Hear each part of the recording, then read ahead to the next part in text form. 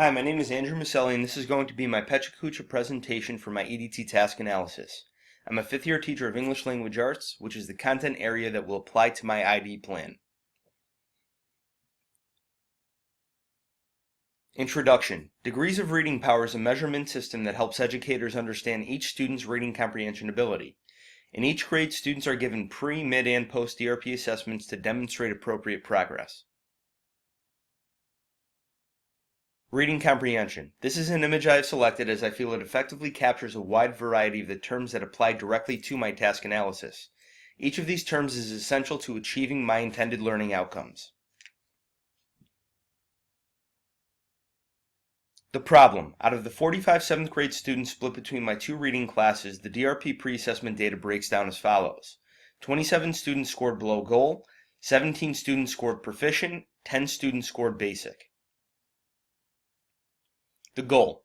80% of the targeted students will increase their DRP assessment score by at least 4 points by May 2017. 4 points was selected as this indicates 1 year's worth of growth for students in grades 4 through 8. Audience. My audience can be categorized as such. Gender, 26 males, 17 females. Students with IEPs or 504s, 8 students have IEPs, 3 students have 504 plans. Race and ethnicity. 39 total students identify as Caucasian, 1 student as African American, 2 as Hispanic, 3 as Asian. Language. 43 native English speakers, 2 native Albanian speakers, and age. All students are 12 to 13. Solutions. I will implement 3 primary solutions to achieve my intended results. 1. Differentiating instruction. 2. Tracking student progress of closed passages at different grade levels. And 3. Teaching more explicit strategies for reading comprehension. Differentiating instruction. I will use tiered assignments where the curricular content and objectives are the same, but the process and/or product are varied according to the student's level of readiness. I will also use flexible groupings where students collaborate with peers in homogeneous and heterogeneous groupings. I found this image interesting and relevant to my task analysis because it effectively conveys the idea that all students must have access to the same content and objectives, but in a way that is tailored to their own individual needs.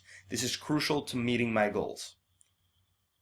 Closed passages. A closed test is an exercise or assessment where the student is asked to read the text and replace the missing words with the word that most effectively fits to complete the sentence.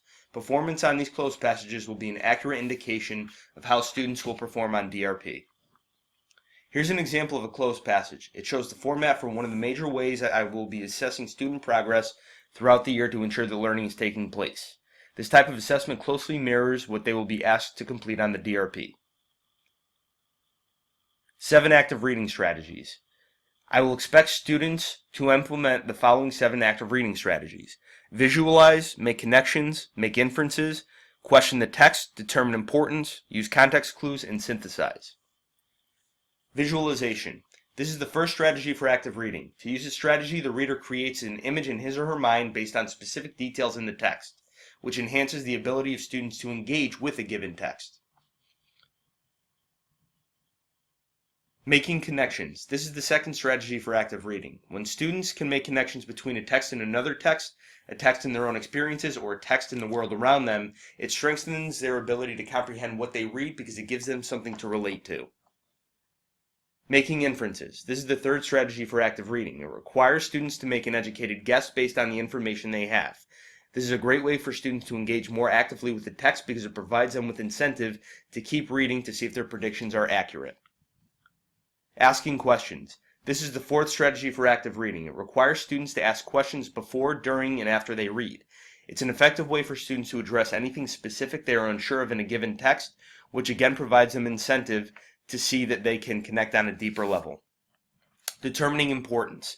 This is the fifth active reading strategy, and in order for students to effectively comprehend what they read, they must be able to determine the importance of information provided in a given text.